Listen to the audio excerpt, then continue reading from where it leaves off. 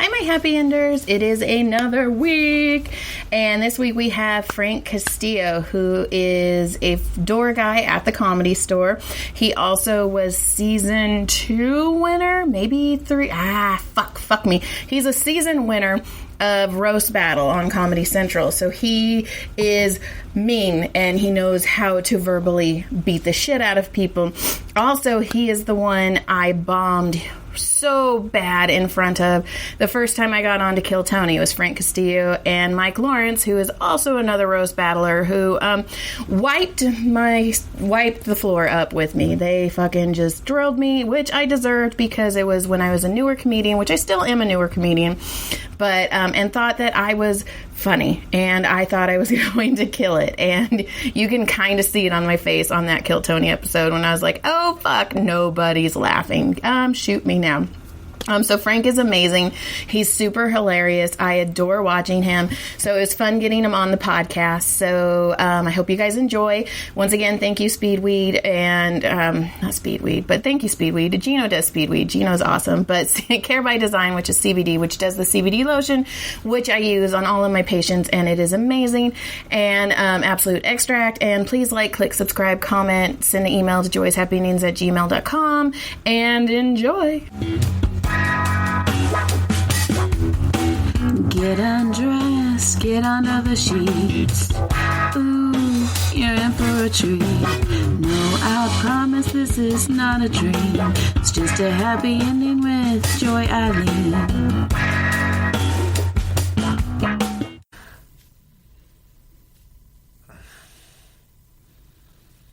All right. You ready for this?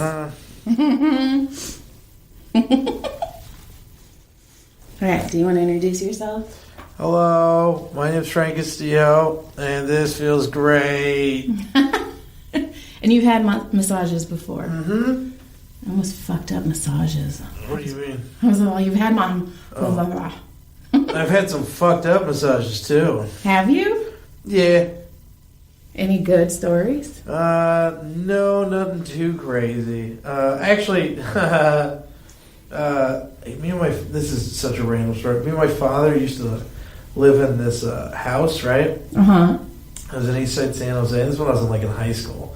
And I remember these Asian ladies moved in, and they were basically they just rented the front room. And every now and then there'd just be random dudes in the living room. And then my friend came up to me one day and was like, dude, this is your house. And it was a ad in the paper for massages with our address and everything. And then my friend was like, dude, I think there's prostitution going on at your house. And it turns out those chicks were prostitutes, and they were just fucking people. Oh shit. Yeah. So and I was in high school. I was like, no way. This is I didn't know the full extent of it. But my dad apparently told me he was he got stopped by the cops on the way to work, and because they thought he was in on it and shit. And he was like, "Nah, man, I just rent a room." Right. And they're like, "Have you ever fucking?" He was like, "Nah, man." And I was like, "Oh, okay." And they had to vet him and make sure he wasn't lying and shit. He was like, "No, man, I just got a fucking son." It was hysterical. That's insane. Yeah, and then but there was they were like, all right, well, fucking, you can't be at your house on this day. And it was like, all right. And then he let it slip to my stepmom. And my stepmom is super nosy, just like I am. So we all hopped in the car and drove out to go to, and then sure enough, there was fucking cops and shit. It was wild. That's crazy. Yeah, it was pretty dope. Now, do you get along with your stepmom? Yeah, we get along very well. I get along with all of the people my parents have had sex with. Okay. It's a lot of people. That's a statement. Alrighty then. I wish my parents would have sex with other people. Hilarious. They're stuck in this loveless marriage, and I'm all, stop, just separate. You guys would be so much happier. My parents are divorced. My mom's got her. My stepdad was great. My dad just moved in with his new lady, so it's cool to see them both having, stability. Uh huh. Yeah.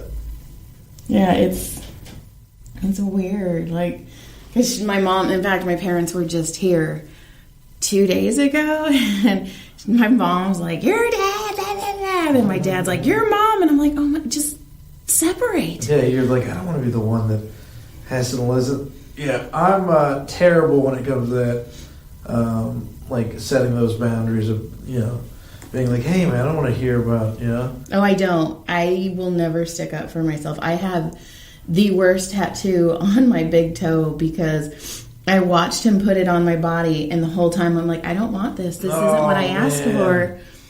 And John's like, why didn't you say something? I'm like, because I just so polite. I didn't want to, because I wanted like a simple horse fly, because people talk to my feet, so it was like, you know, symbolic, like the fly on your toe or the fly on the wall, you know, because everybody talks to my feet, and it is huge. It's it's my whole big toe, and it looks like. Now I have to see it. I'll show it to you. It's awful. It's so awful. You ever watch your friend just get a bad tattoo and you're like, ah! Like, I should say something, but I'm not gonna. No, but somebody should have got Jay Light before he got his. I like Jay Light's tattoo. He's got such like I'm an Italian guy tattoos. Yeah, but the one I haven't told him yet because I haven't seen him.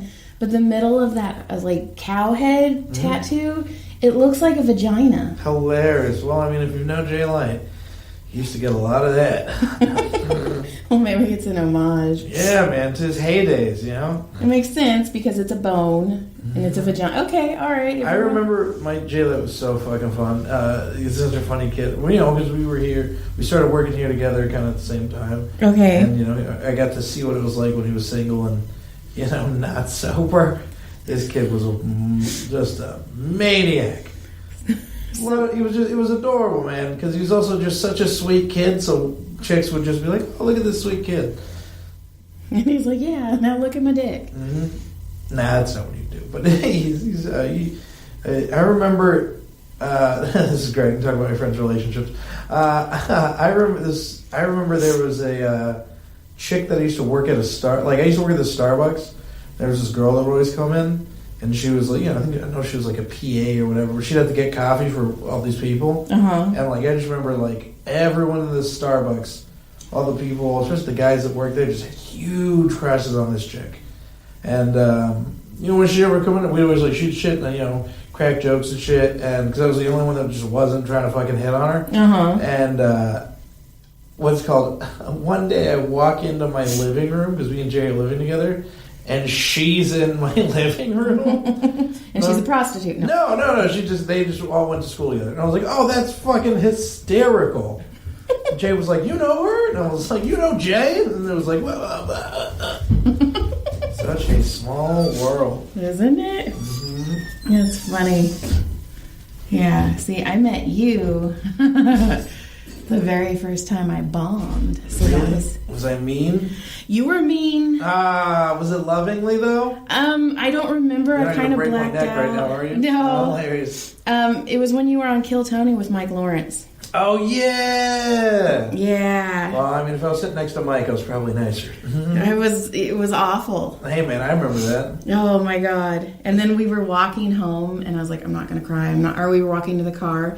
And I was like, that's it. I'm done with comedy. Because that was the first time I, like, bombed so hard that I was all, this need it. hurts. And I was like, I'm done. I don't want to do this anymore. And John's all, we can still go to the Comedy Store, right, though? Like, you and I'm all, you can't give me, like, a minute. You know I'm not going to quit. I'm upset. And like, fuck you. Jackass. Oh, so funny. No. Does your wife come and watch you? Not as much anymore. She used to a lot, and then she was like, I've served my time. I try to be as nice, and I tease everybody as much as I can.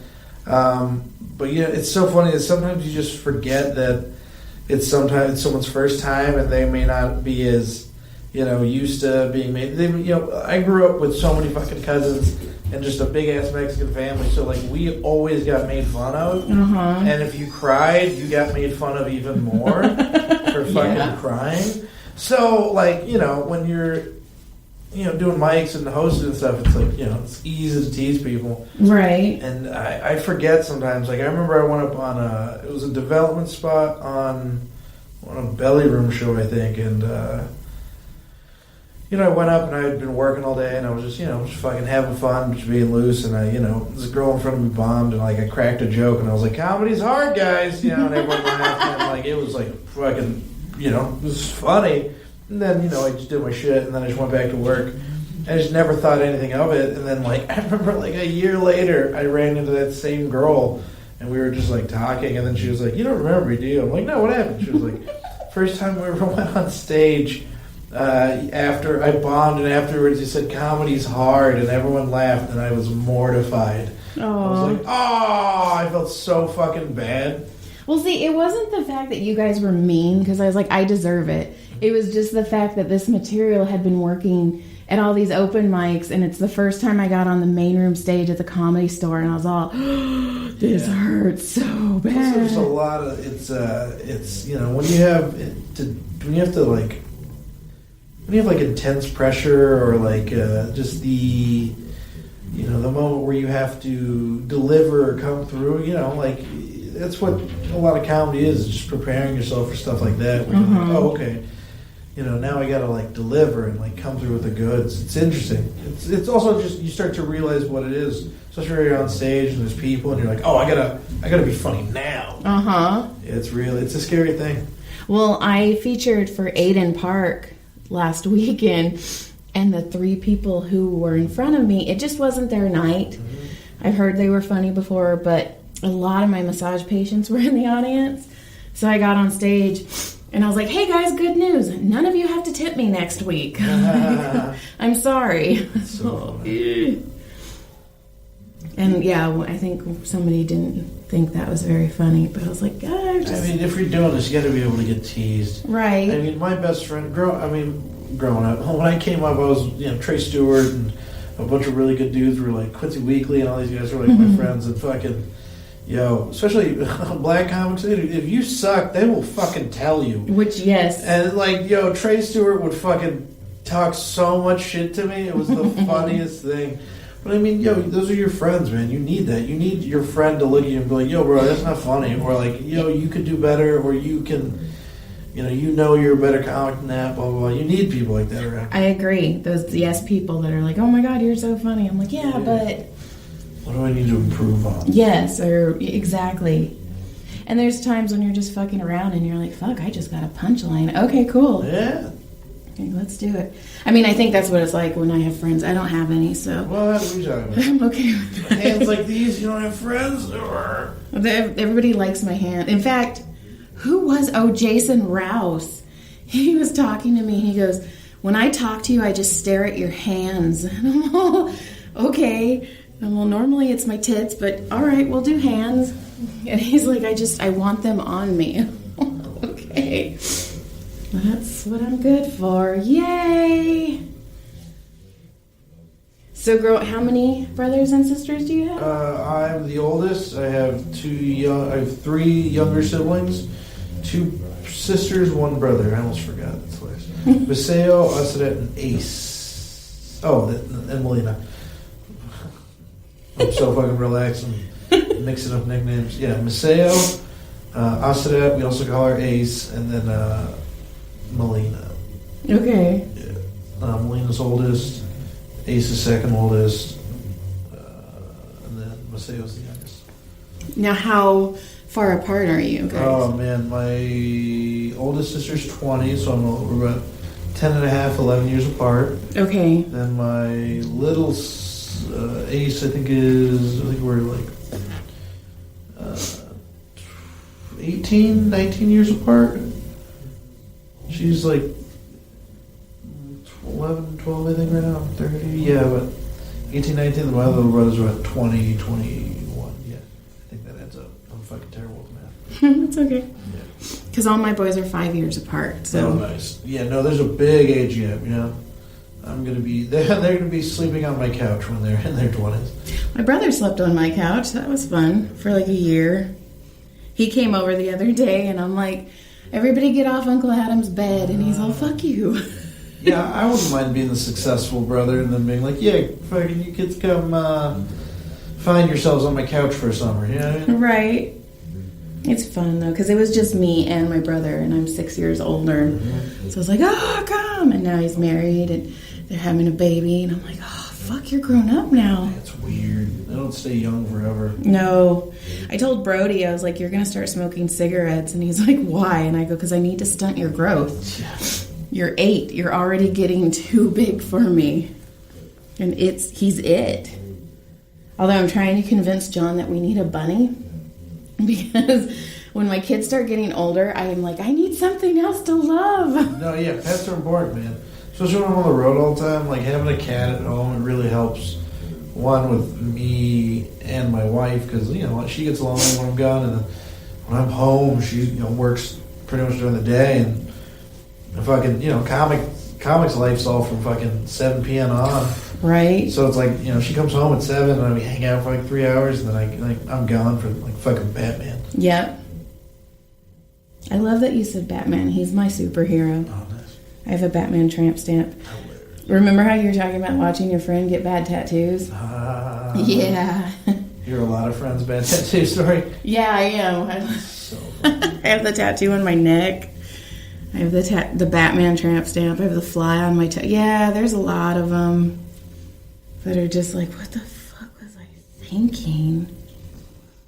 And I always tell John, I'm like, yeah, it's the Bat tramp stamp. Like, it's located above the Bat Cave. That's where it belongs. So when did you start comedy? 10 years ago when I was 21 years old. How did you get into the roast battle stuff then? It was just an open mic, and it was a thing that happened in the middle of the open mic, and I just asked Brian Moses if I could play music and if he needed a DJ, and he was like, sure. Oh, that's cool. Yeah. And then just kind of grew from there. It was just all organic. Now, have you been back since you won? No, I've been like a few times on the road at some festivals, but not really. I'm just mostly focusing on stand-up. Okay. You know, because it's like, you know, I did the thing I needed to do, you know? Right, you hit the top. Well, I just, you know, I won, and then I was also like, well, now I just gotta get better at stand-up. And I did, you know? Oh my god, your mom was so adorable, though, during your roast battle. A lot of comics find my parents attractive, which is such a... I'm just like, all right, everyone get away from my mom. Yeah, try having, who was it, Jessie Mae Peluso. I showed her a picture of my 19-year-old, and she's like, I'm going to have sex with your son. And I was all, fucking Jessie Mae. Oh, no. Hilarious. And I was like, dude, he still pees on the toilet seat. He doesn't know how to use his dick. She's like, I'll teach him. That's all that raw energy. Right. I'm like, okay. And that sucks because he is a good-looking kid. Like, he's trying to get in the fire department, so he works out all the time. So funny. And it's funny, too, because John's like, I used to look like you. He's all, shut up, Dad. He's like, no, I used to have abs just like you, and now look at me. And he's like, I'm not going to look like you, Dad. And he's like, uh-huh. Okay. It all goes away. But yeah, like, I see women, like, looking at him, and I'm like, stop it. He's a baby. Stop it. 18's legal, dog. I remember I was, I think I was working, I was like 20. First time I slept with like an older woman. How old? I remember 19 maybe. I just remember I worked at a beer garden. She was at least 10, 12 years older than me. And I was just like, I had no idea. Did she teach you anything? Had to tie my shoes. Because I always wonder, like, when an older person is like, no, come with me and I'm going to teach you the secret ways. It's such a funny, like, not double standard, but it's like, you know, it's very much celebrated when older women, you know, teach young men stuff like that. But then it was like, you know, when there's like a creepy old dude hitting on some young chick, it's like, yeah, that's weird as fuck, dude. But it depends on how creepy they are, because like some old guys are super hot and you're like, fuck yeah. I mean, as long as they're attractive. You know what I mean? Yeah. Like 50 Shades of Grey wouldn't have been a successful movie if it was a fucking fat dude. That's true. That lady made so much money off those books. Oh my god. They're all fucking spelled wrong and shit. You know what? As an author, like, I'll give it to her because what she did is she posted it on a free website called Wattpad, and she was posting chapters every week. And she had like tens of thousands of people following her. And so finally the public, I don't know who she published with, but whatever company it was, they were like, dude, these books are going to make money. So they bought them, and I think instead of like taking them through an editor and really polishing them up, they're like, they're already making money. Why the fuck would we spend money to polish them up? So let's just get them out there. Hilarious. So yeah. These fucking chicks reading the books with one hand and shit. They're just like, I can't be bothered spelling. Those books, though, the only thing about them is they always end in missionary. Hilarious. It's true. Like, he spanks her, he puts a ball gag on her, and then he sticks her on her back and sticks it in her. And I'm like, well... I've never read the books. I remember, every chick I fucking ever met was reading them, and I was like, okay. My wife read them, and I was like, I can't be in here while you're just fucking... See, I read them... And good for her, because, I mean, she did what I want to do. Like, the day my books get on movie screens, I'm going to be like, fuck, yes. I mean, absolutely. That chick was like, I fucking knew what they needed, and I delivered. And, in fact, I have a lot of women who read my books, and, like, there are 1-star reviews where they're like, it doesn't have enough sex. And I'm like, fuck you guys. Damn. Some chick in the Midwest just fucking like, God damn it. When are they going to... Because the first one in my rock and roll series... They don't have sex in the whole first book. And people are like, and there's like reviews like, I loved it, the chemistry, but why didn't they have sex? Dude, I remember there was I remember I worked at this restaurant, and the fucking manager, he would write fucking like what's it called? Like fan fiction? Fucking like sex stories, and he would hand them out to coworkers.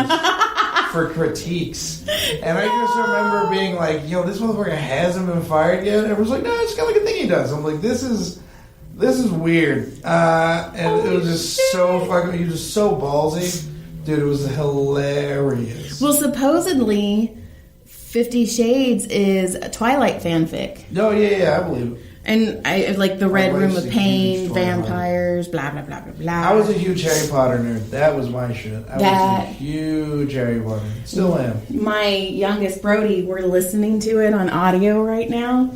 And we're in the second to last chapter, so they're right about to go, like, into the tunnel to get the Sorcerer's Stone. And we were listening to it on the way to school. And I was like, all right, Brody, we're here. And he's like, Mom, why couldn't you drive slower? And he was so pissed at me. The movies were super good. Well, I'm being the bad mom where I'm like, you can't watch the movies until we finish the book. That's a good mom.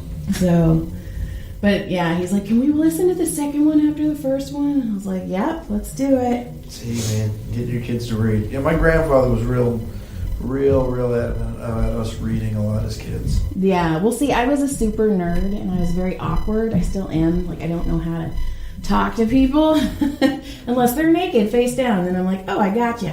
And so I read a lot. And then I started writing. And then when John went to Portland, Oregon for 8 months, that's when I wrote my first book. Because I'm like, what am I going to do? So. Yeah, that's cool. Yeah, I mean, J.K. was writing on napkins and shit. Yeah, exactly. That bitch got theme parks. Yeah, no shit. Good for her. I'm like, I want to do that next. Can I do me? Has anyone ever done this podcast? So like every time we start a conversation, they're like, there's just like an hour of the dude just getting a massage. No. That'd be hilarious. Let's see, Sam Tripoli screamed. Why? Because I'd be like doing this and he'd be like, oh. Is he just very tender? I don't know. He's just Sam, I think. Hilarious. And so, like, I had to cut. I normally don't edit these, but I had to actually go in and take some of it out because it was just way too much. Because he's like, oh, okay. And then at one point he's like, can you go get me my phone? Oh. And I'm like, I'm massaging you right now. Yeah, just go get my phone. Well, okay. And Dana walked in and he like started having a conversation with her. And I'm like, hey, come on. I only got you for a couple more minutes. Like, stick with me. Focus. We did the CBD massages for my bachelor party in Denver. That was dope. Oh, I have CBD. I can't believe I forgot it. Oh. The Care by Design guys, they hooked me up. They made me a huge bottle.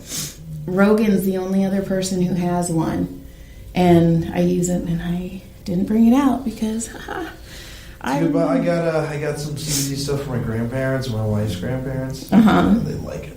That's cool. I love it because I don't smoke pot. So when the CBD guys were like, "Hey, take whatever product you want," and I'm like, "I don't smoke pot," and they're like, "Today," and I'm all, "Or ever," and they're like, "Wait, what?" And then they're like, "Here, take the CBD stuff," and I'm like, "Okay, I think." So, what time do I have to get you out of here? 30 minutes. What time is it? It's 6:40. All right, perfect. Yeah, 6:45 is good, or 6:50. Okay. I gotta go do more phone stuff. Yay! That's actually the most. I mean, it's not stressful, but it's fun. It's a good job, but it's just people cancel. You gotta go and like get avails and stuff. Right. But it's always nice. It's a good. I like working here. I like working at the club. I do too. I wish I was doing just the kitchen. Like I asked a couple people, I'm like, "Hey, let me do phones." Like I used to work for Microsoft and AT&T, like on phones, and they're like, "No." I'm like, okay. Yeah, they want to keep it comics. Yeah. I get it though, because they don't want. You have to deal with a bunch of people, and it's easier because it's like since if you've worked with everybody, it's just a little easier. Right. I mean, I don't. Maybe it won't happen, but I don't know. Hey man, if I get fired. Don't get fired. I keep trying to tell Jody, I'm like, you can fire me from the kitchen. Like, the only reason I'm doing this is to network, and I've only opened or featured for someone once in a year, so, it's not working. Yeah, chicken tenders are getting stale. Right? Like, family and friends, it's not happening. I'm like, so you can fire me. I'm cool. Get that unemployment. It's very hard to get fired here. Yeah, I've noticed. Because I've tried. I'm like, really? And Jody's. It's a fun place. I love this place. It's my favorite place in the world. I walked in here the first time and I'm like, I'm home. Yeah. And John's like, oh shit. And we were coming here before I even wanted to do comedy. Yeah. Like we were just coming here. We've been coming here like 6-7 years. And we watched Steve Simone on stage bomb, like horribly bomb. And he is like, I know what you guys are all thinking. You're all thinking, I could do stand-up. And I looked and I go, I'm thinking that. And John's like, I'm not. And that's when I was all, oh, we're different. You're bombing on Kill Tony. Steve Simone just comes out from the back and he's just like, hey, buddy. Hey, nerd. Hey, dork. Steve's the best. He's such a nice guy. He's so nice. And he actually, okay, so he yelled because the girl, this blonde, white, uber drunk chick. And at one point, she like interrupted him while he was talking. And she's like, I just wanted to give you a joke. And he yelled at her and then he walked off stage. And then he came back and he gave her a hug. He's like, I feel so bad. And oh, damn. Yeah, he's got a big heart. Now, do you have any, like, crazy stories being on stage? Like, any that just stick out? Or like, oh, a lot of people just want to fight me. Really? I don't know why. It's usually old white guys. Or, they I don't know. Talk a lot of shit. And, yeah, that's about it. See, I have... No one's ever, like, rushed the stage, but they're always like, I'll see you outside. I'm like, all right, man. Then I'll call my dad. My dad's like, I'm so fucking proud of you. That's funny. It's so funny people want to fight you. I love it. Dad, I'm in. I made it. Yeah. My dad's weird. I remember one time, some guy fucking... Like, this is a bunch of guys, he walks around wearing a Dodgers jersey in the Bay Area, which is a big no-no. I remember some guys try to fight him over it. And they wanted to fucking jump him, a bunch of shit. My dad was like, "No, man, I ain't taking this shit off. I'd rather die in it." And I was like, "Bro, that is the craziest thing I've ever heard." I'm like, "Bro, you got kids and shit?" He's like, "Yeah, man, but you know." He was like, he goes, "You wouldn't die on stage for a joke?" And I go, "God damn it, he's right." You're like, "Yeah, but Dad, would a Dodger die for you?" That's true. He's a huge Dodger fan. Would a Dodger put it? John's grandma was a huge Dodger fan. My grandfather helped build Dodger Stadium. He was a concretist. That's cool. My dad was the electrician for Corcoran Prison, where Manson was. Oh, shit. And if my dad ever got in trouble and had to go to prison, he wouldn't be allowed to go to Corcoran because he knows the electrical layout. Oh, that's hilarious. And I was like, oh, that's... So if you know the layout of all the prisons, you never get to go to jail. Ooh, there you go. Dun, dun, dun. Be like, I studied architecture, and for my thesis, I did every prison in the United States. I watched all 4 seasons of Prison Break. Nothing can hold me. Well, John just texted me, and he's like, dude, this Don't Fuck With Cats documentary is getting crazier. I can't wait to go home and watch. It is, it has me on the edge of my seat. Yeah, he was like, Joy. Well, okay. Well, I don't know why you called me just to tell me. My nose itches so bad. Okay, I'm good. Whew, okay. Now, are you going on the road? Are you doing anything? What's next? Yeah, I got stuff next year. I'm going out with Mo Amber again, and then Bert Kreischer's going to talk me some dates. Ooh, That's whoever I, harass. But I try, I usually just try to wait to see whoever is like, hey, you want a feature? And I'm so bad at asking people. I'm so bad.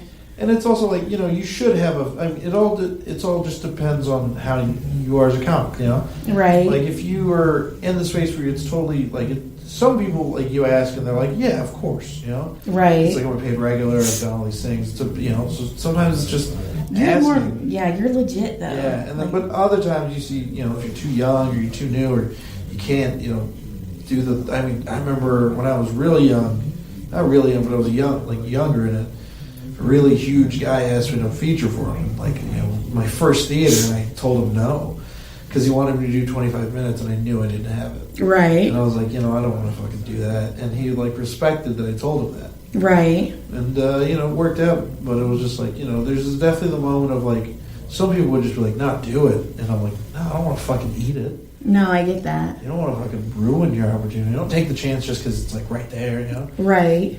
Sometimes you gotta be prepared. Sometimes there's better chances to come. That's true.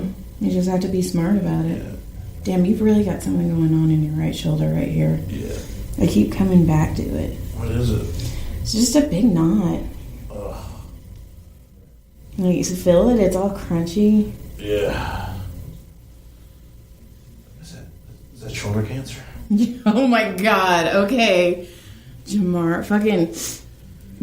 Our neighbors? Yes. Bro, I don't know if it's Mexicans or if I could just moms or whatever. My mom will say something to me and I'm like, you're ridiculous. And then I'll talk to my wife and I'll be like, yo, am I dying? And she's like, you get this from your mom. Your mom's a hypochondriac and you are not. Well, I ate a cookie and it kind of smelled bad and I was positive I was going to get salmonella because the eggs were bad in it. And she was like, no, it's probably just freezer burn. And I'm just like, I don't know, man. I don't want to die. I was in the parking lot and Jamar's all, hey, massage girl. And I was like, you don't know my name. All right. And I walked up and he's like, my arm. And he just had a big knot in his forearm. And he boxes and he works out a lot. And he's like, is it arm cancer? So, no, he goes, do I have cancer? I go, I don't know if you have cancer, but you just have a knot in your arm. And he goes, what should I do? And I go, maybe just, rest for a while, not work out. And he's like, but then I'm going to get fat. And I'm like, I didn't say stop. Just give it a week. I'm dying. I'm like, you're not? Oh, my God. Okay. I'm like, I don't think I can talk any sense into you right now. All right. Is there anything you want to end on? Anything you want to promote? No, is there any question you want to ask me before I go? Best advice for a comic. Boom. Don't sweat the small stuff. Chicken noodle soup for the soul. Yeah, don't sweat the small stuff. Ask yourself am I better than I was the day before? Sit down and fucking actually write. Yes. That's the toughest thing, is actually sitting down and writing. But a very famous director and writer told me, the one thing that you can find comfort in is that every time you sit down to write, that feeling of fuck, I hate this. Every person that's ever written anything good has felt that exact same feeling. That's true. So you're not alone. Other than that, fame or respect, I'd rather have respect than fame. Ooh, nice. Yeah, just, don't try. It's like, I feel like you see so many people chasing stuff, and it's like, nah, get good. Yes. Get so good that it's like they chase you. That's what Jeselnik was saying too. He's like, they came to me. Most embarrassing story. Oh man, I got a really embarrassing Louis C.K. story. I mean, not that embarrassing, right? I remember. It's like a Gallagher show. He was my favorite comic growing up. Obviously, aside from all the fucking really terrible shit he did. But I remember he was a roast battle fan. So he'd watched the first season. I remember he was a fan of Olivia Grace and all this jazz because he was there at Just for Laughs when they filmed it. Okay. So I knew he watched the second season because Todd Barry was on it, and I'm just big fan of his, and I always wanted to talk to him about it because I won, and I thought, and it was so. But I knew I never wanted to bring it up to him because it's just kind of like fucking like, hey, right, connections. Yeah, and so he shows up one day to pop in, right? Mm-hmm. Great set. And Tony Hitchcock's there and a few other people, and he walks by Tony and goes, "Hey man, you were really good on roast, but I thought you were really funny." And I was like, "Oh, this is it. This is my moment," because we're all talking about roast battle. So I go, "Hey man, I won season 2." And he looks at me and he goes, thanks, bro. And then he walks away, and all of my friends just kind of they totally fully understood that he misheard me. Uh-huh. And he thought I complimented him on his season 2 of the show he was doing. Uh-huh. So they just let it happen, and they just let him, no one stopped him, because they just watched me just fucking whiff. And he just gets in his car and leaves, and all my friends just die laughing. And Tony puts his hand on my shoulder and he goes, "Hey man, don't worry. You'll see him again next time." The next day, the article came out. Ouch. And I never saw him again. Aww. All right, do you want to plug any social media before Frank Z Comedy on Twitter, Frank Castillo on Instagram. Perfect. How do you feel? Oh my god, I feel so amazing. Perfect. All right, see, we finished on a good time. Oh. You are ready. Ta-da! All right, that was my episode with Frank Castillo. I hope you guys enjoyed it. Please, once again, click, subscribe, comment wherever you listen. I super, super appreciate it. And you can always send me an email at joyshappyendings@gmail.com. Bye-bye.